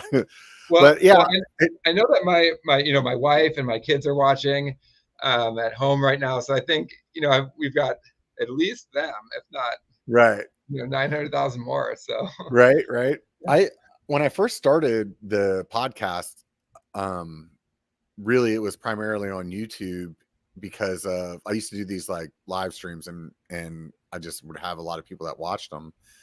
And whenever I started doing the podcast, like it got to a point where I really needed to separate it from my regular content, because I feel like it was like confusing the algorithm or something like that. And so when I made it its own channel, then I could really know that like the people that were subscribing for the podcast, instead of like, hey, are they subscribing because they liked that trail video that I did?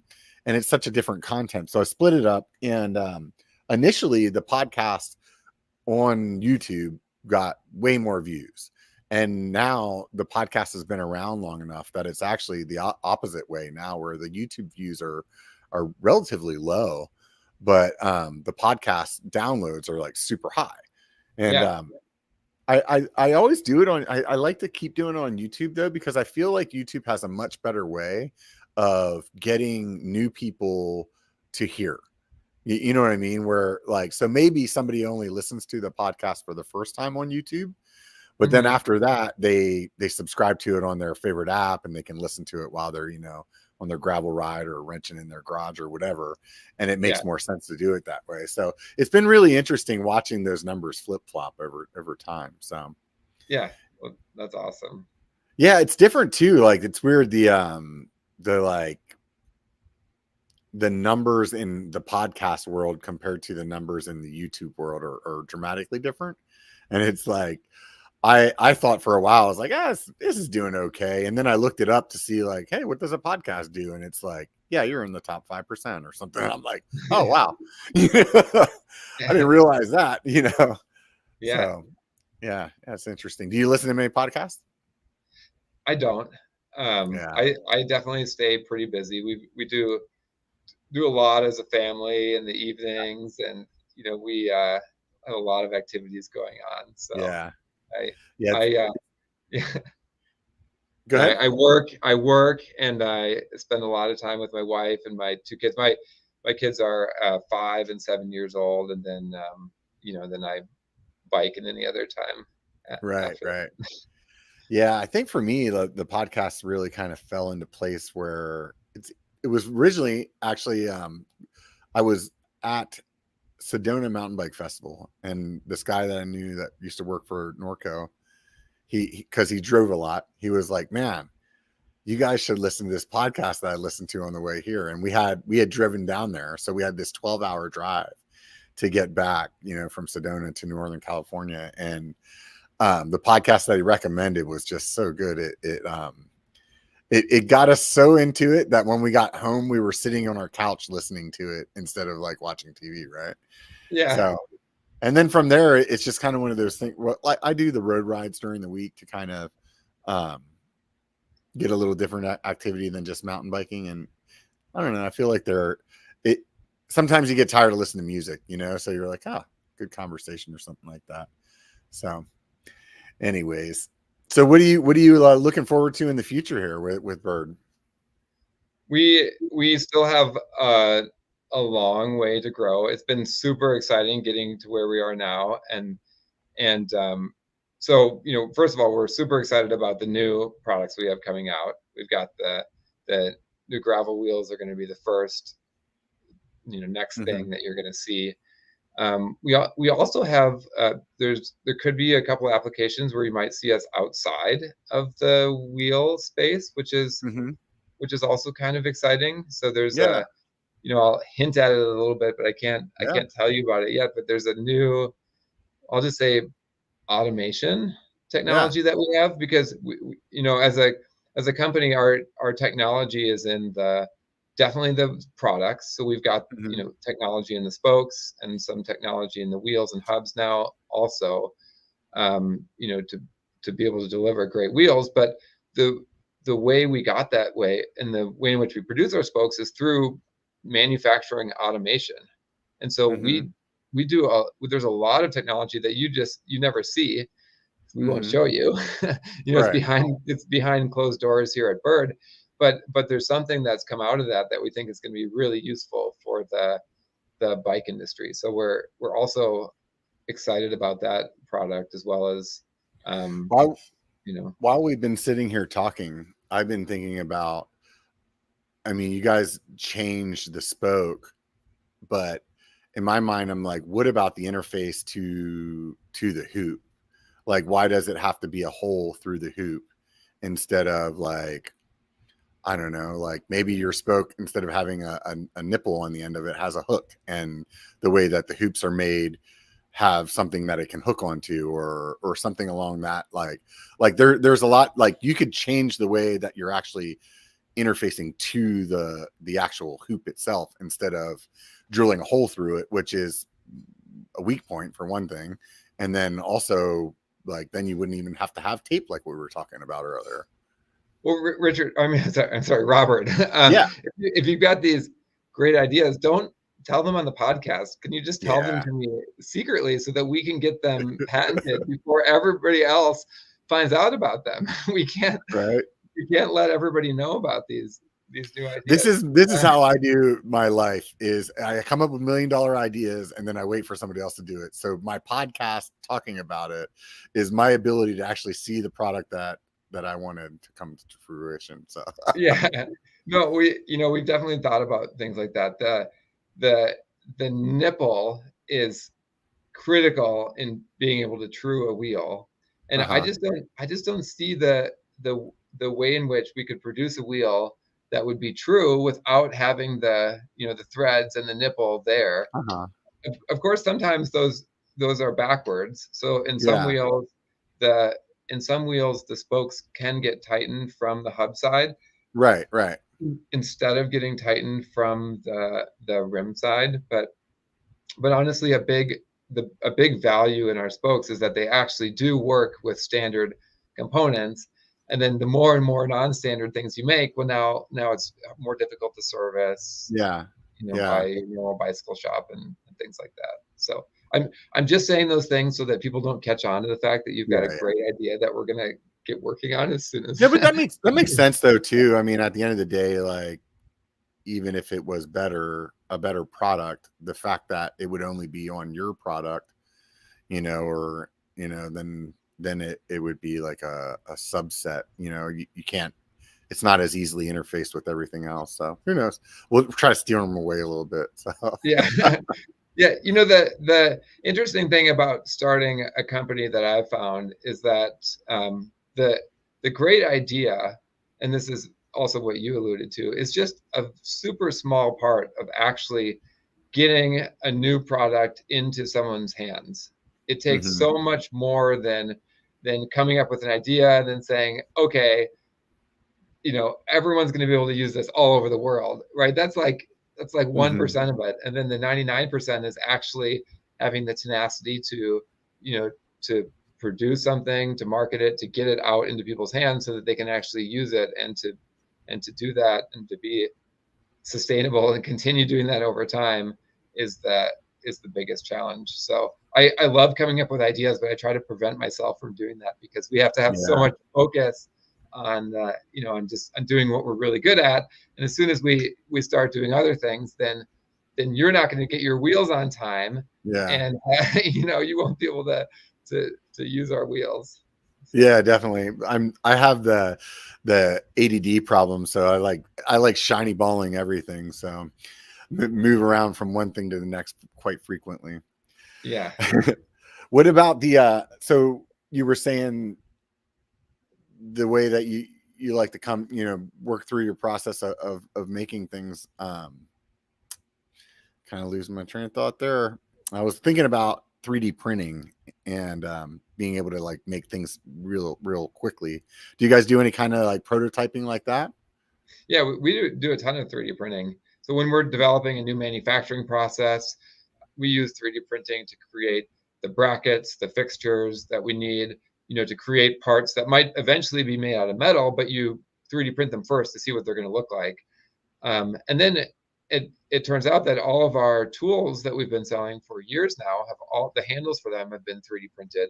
It's actually a good manufacturing method when you're creating something that's relatively small, something that has intricate, geometries for it. It's really good. So we have 2 3D printers here that run pretty much continuously. So they run every single night producing parts, that go into our manufacturing process or some of our tools. And it's a amazing technology, especially for prototyping, for creating larger things that are actually used. 3D printing is still, on the verge of whether or not it's if it makes sense from a cost perspective to be able to do that. Yeah, I'm sure. I think eventually it'll get that way. So I went down that rabbit hole a while ago and bought one, and it has been more useful to me than I thought it would be when I bought it. Like when I bought it, I had something in particular that I wanted to make, and then I made a billion other things instead. So it's a great technology. Absolutely. Yeah. So with what's the best way for people to get your wheels? Is it still all direct to consumer, or? We absolutely encourage people to go to their local bicycle shop to see if they're a Berd dealer, and if they're not a Berd dealer, tell them, give Berd a call and get set up to be a dealer. Because then, if your local bicycle shop is a Berd dealer, it just makes your life easier. You're going to be going to the shop anyways for a service. You're probably not going to need to true your wheels very often down the road, but if you do, you've got that shop there who's going to be able to help you out with that.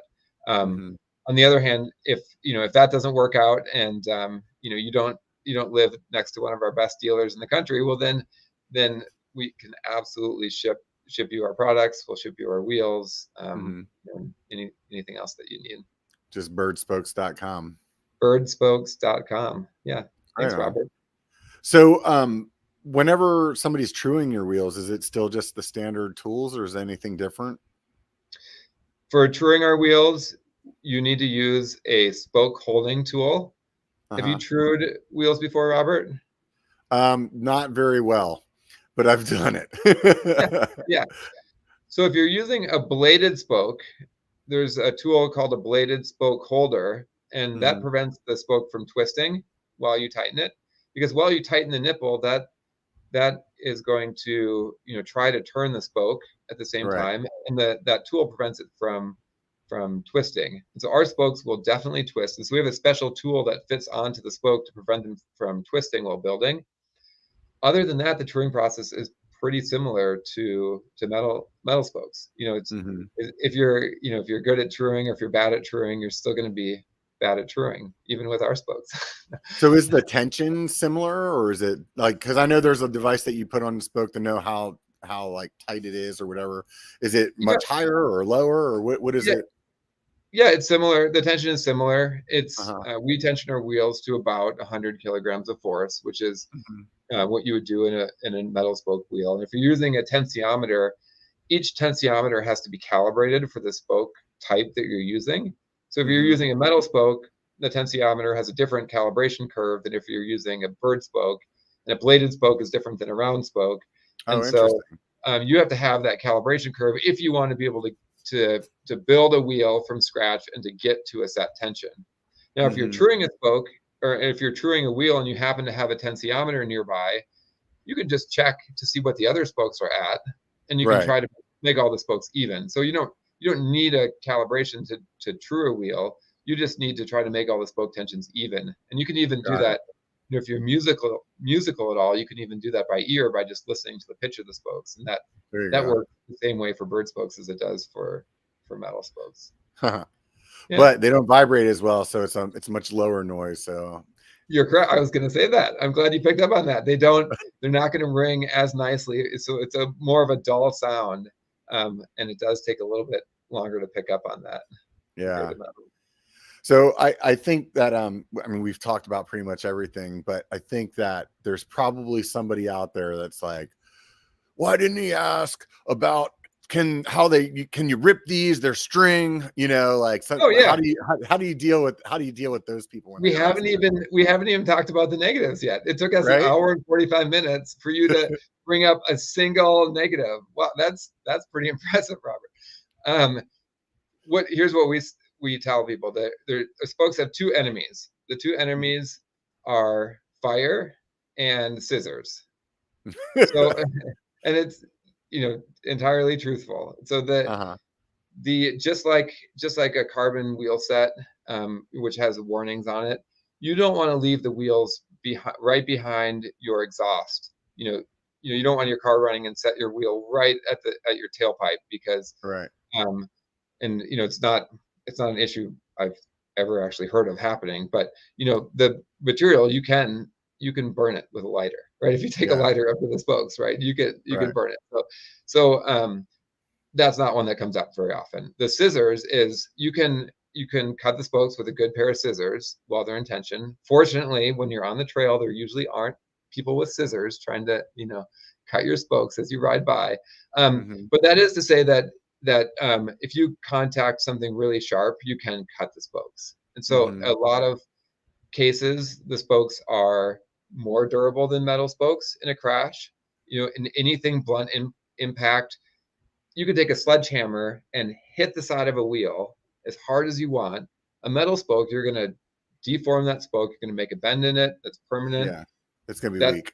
That's not going to be a problem with our spokes. But if you're going 35 miles an hour and you shoot your derailleur into your spokes, and that would typically take out metal spokes, you're probably gonna kind of break your spokes with Berd spokes as well. So they are by no means are the spokes indestructible, but they have a really, really good fatigue life, and in many cases they outperform steel. When you get in a crash, and you could read some of our reviews on the in the wheels, or on our website or other places, and people say, I'm a big guy. I ride big trails on my long travel bike, and I crash, and my wheels are still running perfectly true. So they do well, but they're not indestructible, and you can replace a spoke when you break it. Yeah. Is there, and I would imagine, just asking to hear the answer, there's not a warranty in that type of situation. It's like you broke your spoke. Yeah. If you crash and break your spoke, that's not covered under our warranty. So our lifetime warranty on our rims covers those rims, because that's the really expensive part of the wheel. Right. And so people, when they're buying a carbon set of rims, they've got a little bit of fear that, what if something happens? I don't want to have to spend another X amount of dollars to buy a new wheel set. If you break a spoke, that's not covered under our warranty. But to be just between you and me and everyone else who's going to listen to this, we're a small company, and we really like our customers to be happy. And so, if you call us and say, hey, I broke a spoke, and that, I only crashed a little bit, or or whatever it might be, we're gonna help you out for sure. I was just trying to think of something that somebody would like potentially be like, hey, this is garbage. I paid this much for these spokes, and I had one accident and they all fell apart. I know there's like, I think when that stuff happens with people, it really is not because they're like trying to work the company over. I think it's really because they just can't afford to fix what has broken. You know what I mean? Yeah. No, I mean, we're very fortunate to have a lot of great customers for our product. And so, things happen, and we're going to try to help you out to get you back on the trail. Yeah. That's awesome, man. What's been most surprising about this journey that you've taken building this company? What's been most surprising? That is a great question, Robert. That's a tough one. It's strange how how things happen, and I never would have envisioned that that we would be at the place we are today. And so you thought it was going to be slower, or you just thought it was never going to like snowball as much as it has? It's really just hard to be at a much different place and envision what's going to happen in the future. So to be quite honest, most everything is a surprise, right? We do our best to plan things, but it's been amazing on how much people have appreciated what we've been doing in the industry, because we tried our best, right? We tried to create a wonderful product, but people might not like it. You just don't know when you're starting a company, and so the fact that we've had such great customers and partners, and that we continue to grow, is absolutely a surprise. Well, I mean, I think that you really came out with something that shook up something that has been, like you said, somewhere along the line. And the spokes haven't been changed for, would you say, like 100 years or something? I don't know. Exactly. Yeah.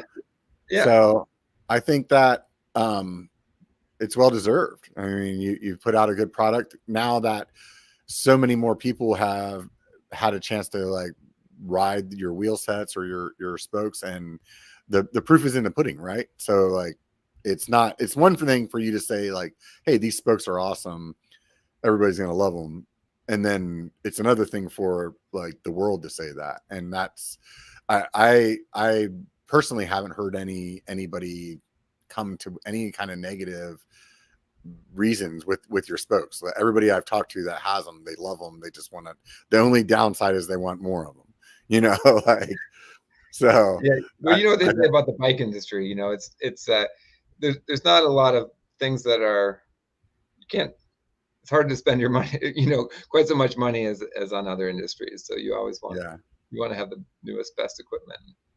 Yeah. And so good thing for companies like you coming out with new stuff all the time, and you're like, go out and you'll be able to find something else to spend your money on, right? Well, man, I really appreciate talking to you. It's been a lot of fun. I wasn't sure what we're going to talk about. Every time I start one of these, I'm like, man, who knows what's going to come up? And that was a really fun conversation. It was really good to catch back up with you and what you guys have been doing. You've had some phenomenal growth over the last few years. That's just, that's got to feel good and probably intimidating at the same time, where it's like, now you have more people to be like worried about, paying for their dinners and their kids' Christmas presents and stuff. But you guys are doing a good thing. This is awesome. I'm really happy that things have been going the way that they have for you. Well, I really appreciate it, Robert. You have such nice things to say about us, and it's so nice of you to host me on the show. Yeah. It was great catching up. Hopefully I'll bump into you here at one of the other events that you're going to. Do you go to, what are you going to later this year? We've got a local event in Wisconsin, Schwamigan Bike Festival. It's in September. We're doing Leadville in August in right on. Colorado. We'll do Big Sugar in Bentonville, Arkansas in October. And then what kind of event is that? Is that like a gravel or something? Gravel, yeah. And that's part of the Lifetime series, and that's the culmination of the series. That's the last event of the year. Right on. So it draws some good competitors because it's part of that. And then and then of course over the winter we'll do our local fat bike events here too. Right. Well, I mean, you guys are the mecca of fat biking, so you should just go ahead and really get behind that on the brand, right? Yeah. Right. Anyways, man, it was great chatting with you, Charlie. Anybody that hasn't already gone over to birdspokes.com, do that. He also has a YouTube channel. They got an Instagram and a Facebook and all that stuff too. Go over there and take a look at their stuff if you haven't already. And I'm sure if you type Berd Spokes in YouTube, you'll get a bunch of videos as well. So go out there, take a look at it. It's definitely something to see, a pile of spokes looking like spaghetti, and it's not something that you would see before or normally see. So it's definitely interesting. And then you see people out there just shredding with them. So you guys doing great, man. Awesome. It's great that you guys have the wheel sets now. So definitely could take a look at that if you haven't already, or if you're thinking about buying a new wheel set, go check them out. Anyways, if you haven't, for me, and you've been watching YouTube this whole time and you hadn't hit subscribe or the thumbs up button, please do that. Those of you guys that listen on the podcast, especially those of you on Apple Podcasts, if you write a 5-star review, I'd be like crazy stoked. I went over there the other day. It's been a few months since somebody wrote a review. Please do me that favor. That would be rad. It helps the Apple algorithm shoot that thing over to other people, and then I think somehow it does like the podcast algorithm to the world, and it tells them, hey, check this one out, make this the most popular biking podcast out there. That would be great. If you want to do something for free, just remember, it only takes a bike to be a biker. Get out and be one.